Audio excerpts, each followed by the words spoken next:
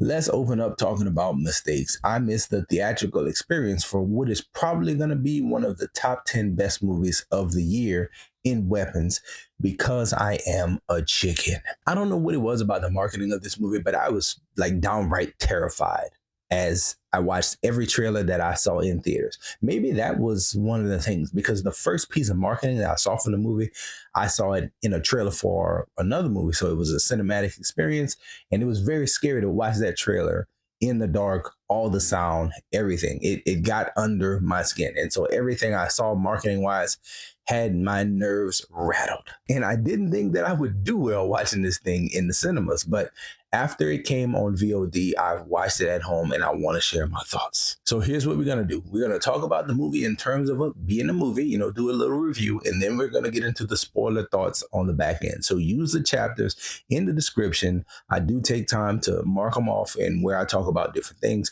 Please go there if you want to skip straight to the spoilers and the more spicier talk.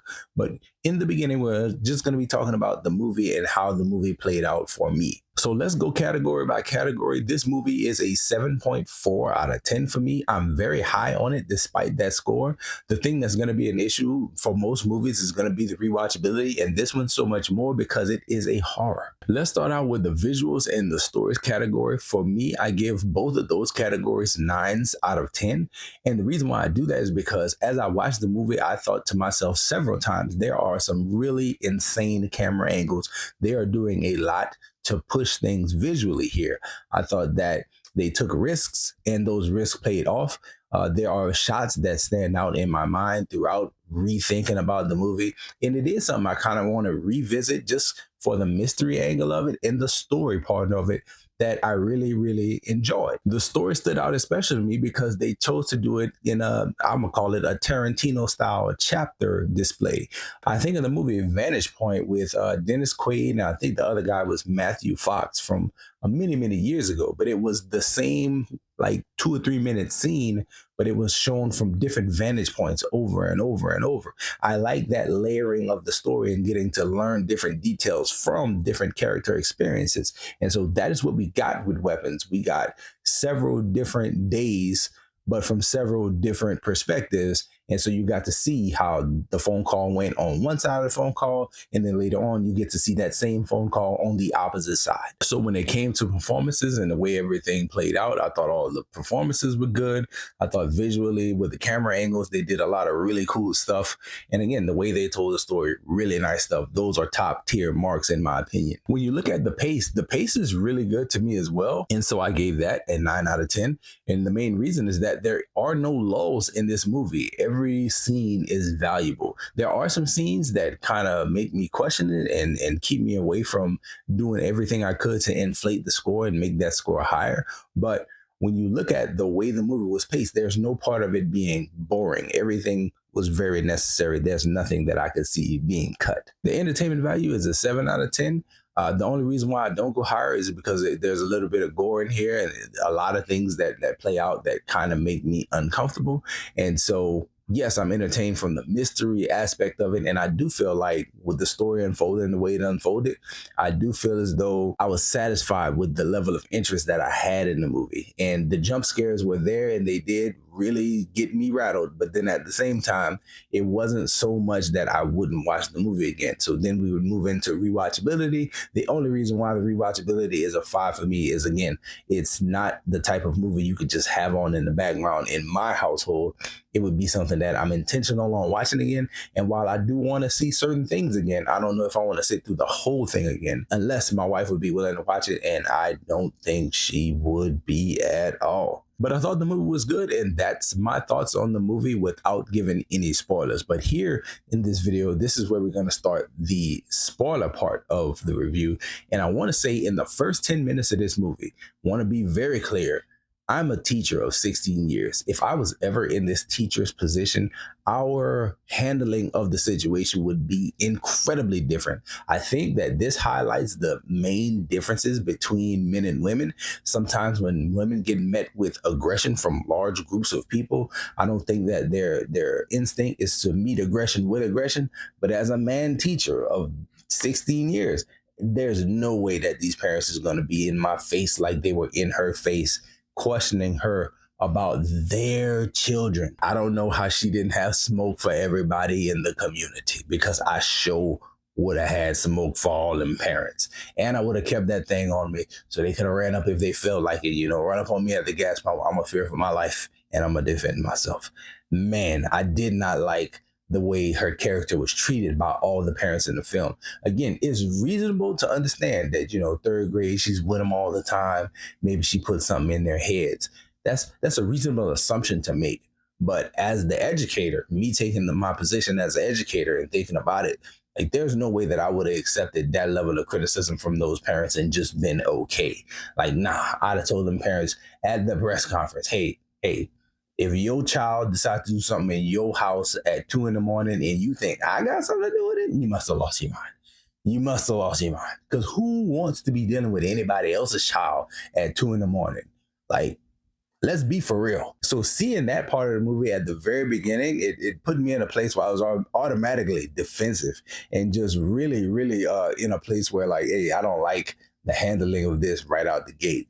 But immediately they got past that stuff and they got to the real meat of the movie, where you get to see one more about this teacher's background, which can kind of cause them to have some suspicion.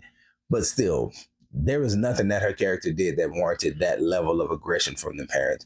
And as a teacher, it just really, really upset me. One thing that stood out about this movie and the marketing of this movie and the talk around this movie was that it's an allegory for school shootings.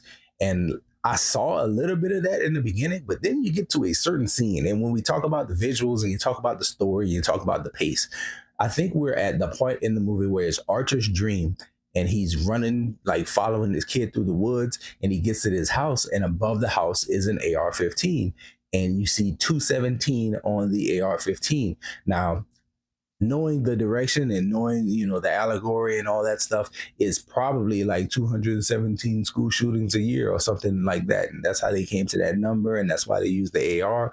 But for me as a viewer, and not knowing exactly what the message was supposed to be, that part of the movie I did not like. Not because I'm a big gun guy. I am a big gun guy. But the thought was just like, it don't make sense to have an AR floating above this house with 217 on it. Like, it's what is the purpose of this scene? I did not get what it conveyed. Like, if they would have said or established the idea that Archer, the Josh Brolin's character, if they would have established the idea that he was a hunter or a gun owner or something like that, it would have made the presence of that AR make sense to me in that moment.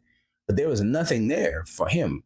Maybe I missed it, but there was nothing there that I saw that like linked him to the gun, or the relevance of the gun never came back around.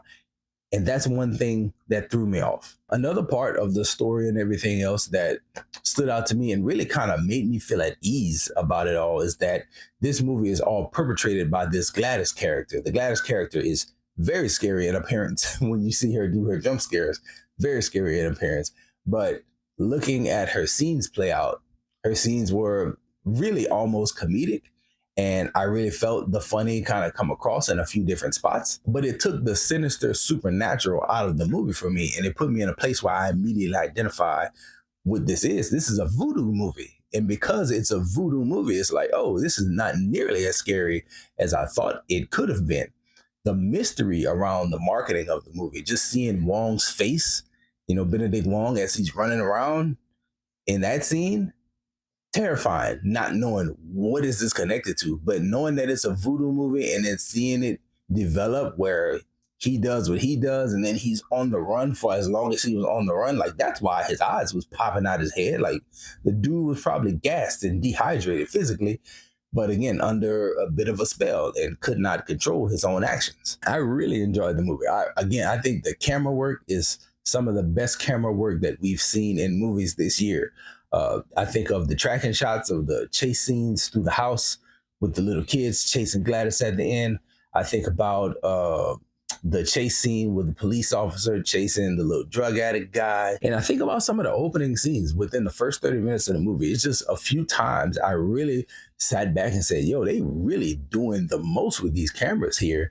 And I'm liking it. And so it just really stood out to me that they did not want to do regular shots that you see people take in most movies. They took the camera angles to an extreme, and I enjoyed it. I thought it was done really, really well, and the story played out in a way that was, or was told in a way that was really, really cool to me, that you got to see all this information from all these different angles. And the part of it that all brought it home was seeing the little boy Alex and his, version of the truth and what was happening for him as he went throughout the entirety of all the different experiences. So I liked it. I'm very high on it. I would recommend it for people who are into the horrors and can do horror. Also, knowing that it's not like super duper spiritual or super creepy devil stuff, is just some plain old voodoo that it's not a big deal, and it's just really jump scares more than anything else. So yeah, I'm way more okay with it than I thought I would be, and I enjoyed it. I really liked it. Wish I would have saw it in theaters, but I was a chicken. Those are my thoughts on weapons.